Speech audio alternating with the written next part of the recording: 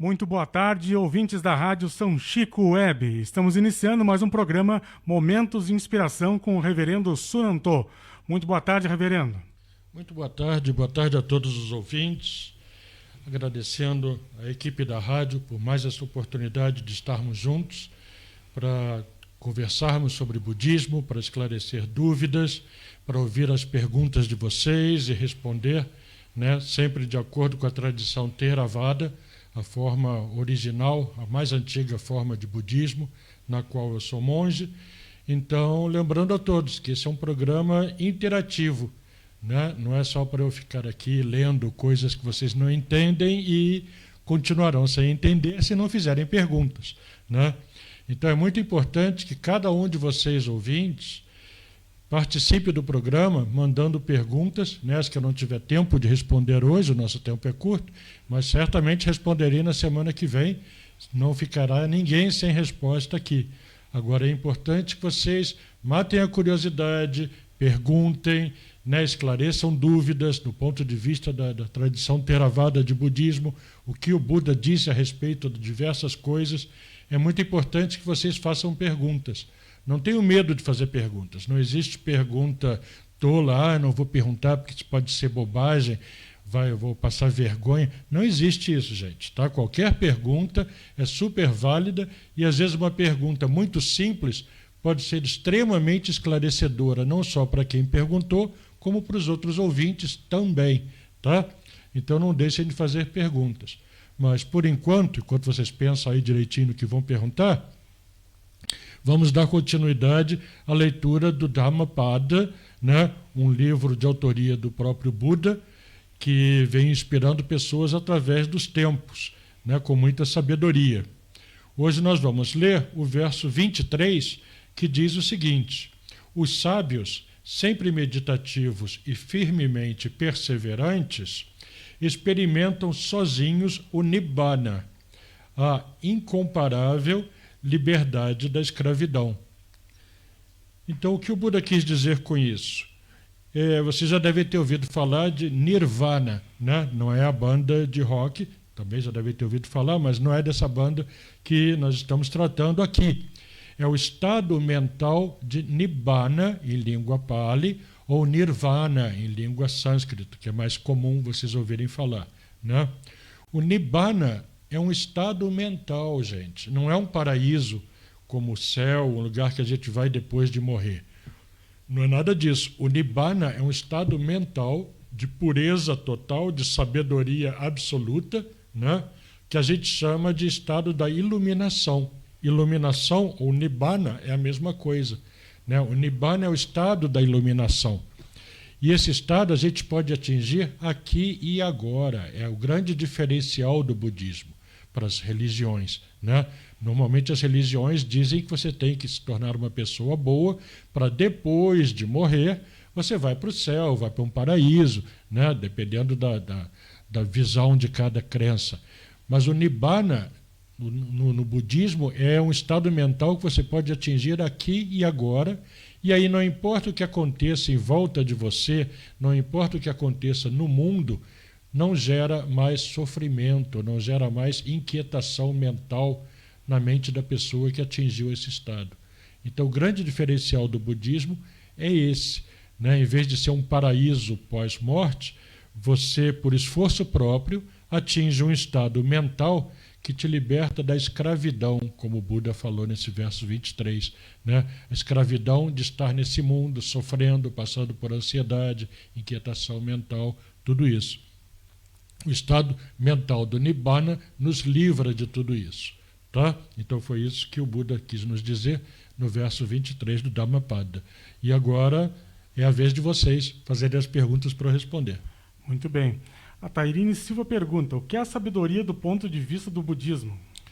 Sabedoria é ausência de distorção no ponto de vista.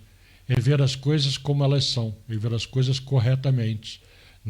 Então as pessoas veem as coisas, determinadas coisas, e elas se desesperam, ficam nervosas, ficam tristes, choram, ficam amarguradas.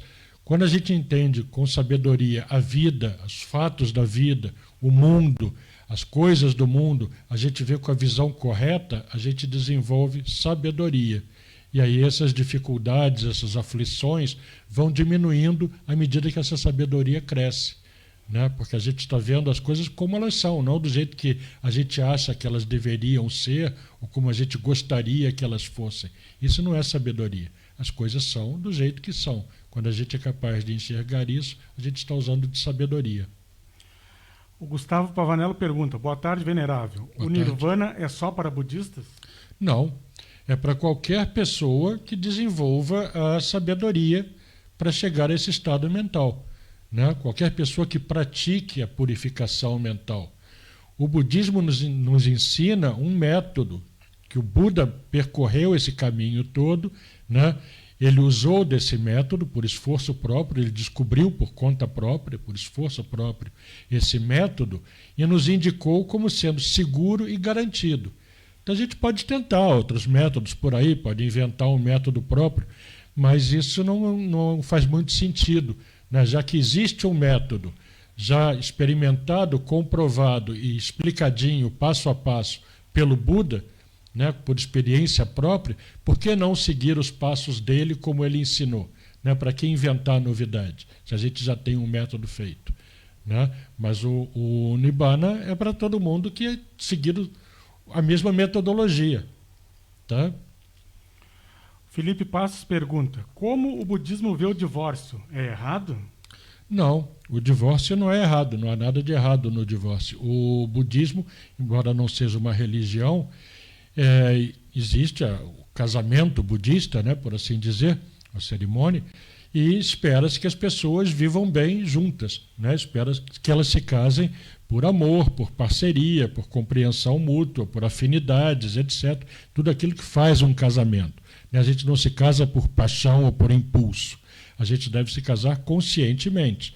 Agora, uma vez que isso não deu certo, uma vez que as pessoas se consideram incompatíveis, já não cultivaram mais afinidades e tal, então, se elas resolvem se separar, que se separem e tentem ser felizes separadas ou com outras pessoas, como elas quiserem. Isso depende de cada um. Não tenho que condenar nisso. Muito bem. Reverendo, uma pergunta. Sim. O budismo não é uma religião. Não. Não é uma filosofia. Também não. O que é o budismo? O budismo é um ensinamento direto e objetivo. Tá? Não é religião, porque a gente não depende de nenhuma criatura superior, de nenhum ser superior, criador, divino, etc. E não é uma filosofia, porque filosofia implica em especulação, conjecturas, né? E se isso fosse assim, como seria isso assim, assim? Se não fosse assim, o que seria? Não tem lugar para isso no budismo. O budismo é uma observação direta, clara e objetiva das coisas como elas são, né? Isso é assim porque é assim, através disso, disso, disso. Causas e efeitos criaram isso assim, assim. Então isso é assim. Quando causas e efeitos não mais se combinarem, aquela determinada coisa deixa de existir. Isso não é filosofia, isso é observação direta e objetiva dos fenômenos da natureza. Muito bem. A Tairine Silva pergunta: qual o posicionamento do budismo sobre a homossexualidade? Não há posicionamento nenhum. O Buda, nos 45 anos que ele esteve entre nós ensinando dia e noite, ele não mencionou nenhuma única vez qualquer coisa contra ou a favor da homossexualidade. Todos os seres têm a sua sexualidade, né? Hoje em dia se fala aí LGBT e tal, tem um alfabeto inteiro de opções sexuais, né? Cada vez vai se descobrindo mais. Transexual, transgênero, travesti, tem de tudo. E as pessoas estão tentando ser felizes como elas são, né? Ninguém se torna homossexual ou heterossexual da noite para o dia. Acorda numa bela manhã de sol, hoje eu decidi que eu vou ser homossexual. Ou alguém que é heterossexual se torna homossexual, ou homossexual, eu cansei de gostar de pessoas do mesmo sexo, agora eu vou gostar do outro sexo, né? Isso não existe. As pessoas são, elas são o que são, né? As pessoas homossexuais olham para a pessoa do mesmo sexo e sentem atração. Da mesma maneira que os heterossexuais olham para a pessoa do sexo oposto e sentem atração. Isso não muda de um dia para o outro, isso não pode ser mudado. Não existe cura gay, como andaram tentando criar por aí. Né? Isso é ignorância. Isso, ter a sexualidade e expressar a sexualidade, vivenciar a sexualidade, é um direito de cada pessoa. Né? Se as pessoas aceitam ou não, isso é problema de cada um, da abertura mental de cada um. Agora, as pessoas são o que são. Né? Então, o Buda nunca disse nada a respeito, talvez por entender a naturalidade disso. Né? O homossexualismo, a homossexualidade, melhor dizendo, existe em todas as culturas, em todas as partes do mundo, inclusive nos animais. Então, por que existe, não sei, né? Também não estou interessado em saber, mas que é um direito da pessoa ter a sua sexualidade e vivenciar, exercer a própria sexualidade, isso me parece inegável. Tá? Muito bem. Reverendo, o que no budismo vem após a morte? Após a morte vem outra vida, outra existência. Nós todos estamos nascendo e renascendo há zilhões de anos, num passado a se perder de vista. A menos que a pessoa se ilumine, atinja o estado mental do Nibbana, ou Nirvana, que eu já mencionei aqui no início da nossa conversa de hoje, a menos que a pessoa se ilumine e pare de renascer, ela vai continuar renascendo. Até que a pessoa atinja o estado mental do Nibbana, é inevitável que ela continue renascendo. É um ciclo vicioso. Né? Nascer, renascer, nascer, renascer, até que a iluminação corte esse ciclo de renascimentos. Muito bem. Reverendo, uma pergunta do Adão Samir. Sim. A visão de Buda e de Jesus Cristo são iguais perante ao próximo? Igualdade social, compaixão e amor ao próximo? Depende. Jesus Cristo teve uma realidade, se é Deus ou não vem ao caso aqui. Tá? Jesus Cristo nasceu e viveu numa realidade da Palestina, né, da época dele, 600 anos após a morte do Buda, numa realidade de uma Palestina dominada pelos romanos, com uma lei judaica. Então, eu considero desnecessário comparar Jesus Cristo ao Buda. São figuras diferentes, são personagens históricos diferentes. Jesus Cristo disse que ele era o caminho, a verdade, a vida, diz que alguém poderia chegar ao Pai, a Deus Pai, somente através dele. Quer dizer, são coisas completamente diferentes do que o Buda disse. O Buda disse, duvide até mesmo das minhas palavras. Só siga aquilo que você puder comprovar através de experiência própria. É o oposto do que Jesus Cristo disse. Agora, há pontos em comum. O budismo trata da compaixão, né? Jesus Cristo diz para perdoar o inimigo 70 vezes 7. O Buda não diz para perdoar inimigo algum. O Buda diz, se afaste dos seus inimigos e, à distância, você transmita compaixão por eles. É outra abordagem. Ofereça outra face. O Buda não diz para oferecer face nenhuma. Sai de junto. Se alguém que tolo, alguém que não te quer bem, sai de junto. Você não tem que conviver com essa pessoa. Né? Então, são abordagens completamente diferentes, com um ou outro ponto parecido ou dificilmente igual, por causa da maneira como foi exposta. Né? Então, eu evito comparar Jesus Cristo ao Buda, porque são personagens diferentes. Muito bem. Reverendo, o chamado Anatman, o que significa isso? Anatman, em sânscrito, nós usamos Anatta em língua Pali. A tradição Theravada não utiliza o sânscrito, mas sim a língua Pali, que era que o Buda falava. O sânscrito é mais do hinduísmo e do budismo Mahayana. Enfim, Anatta é a inexistência de individualidade. Inexistência de individualidade. Não existe um eu, não existe um indivíduo. Né? É inexistente. Então, Anatta é inexistência de um ego, ou de um eu. Tá? O Buda provou que não há nada que a gente possa chamar de ego, de eu, de alma. Nada disso existe. Tá? Isso é uma convenção social, né, para a gente conviver socialmente, e uma convenção que as pessoas criaram. Tá? Muito bem. Reverendo, uma outra pergunta. No budismo não existe o conceito de Deus. O senhor estava falando agora há pouco, não existe o conceito de Deus. Então, o Samuel agradece pelos esclarecimentos, realmente tem contrapontos. Não existe o Deus. O que existe de supremo, sim, ou não existe o ser supremo? A mente humana. A mente humana. A mente humana é o que existe de supremo a nível do que a gente conhece. Né? Claro que pode em algum lugar do universo, ou em vários lugares do universo, existirem mentes, né, alienígenas, seres de outros mundos, com a mente muito superior à nossa. No nosso universo conhecido, quer dizer, no que a gente tem como conceito de existência, nada é superior à mente humana. A mente humana é a única forma de energia que a gente conhece que é capaz de diferenciar as coisas, é capaz de conceituar as coisas e desfazer esses conceitos. Né? Os animais, por mais bonitinhos, ou queridos, ou fofinhos que eles sejam, eles não têm consciência do que é a própria criatura, do que eles próprios são, né? E eles não têm discernimento para separar o que é certo e o que é errado. Eles aprendem por instinto, por assimilação, mas eles não têm raciocínio para isso.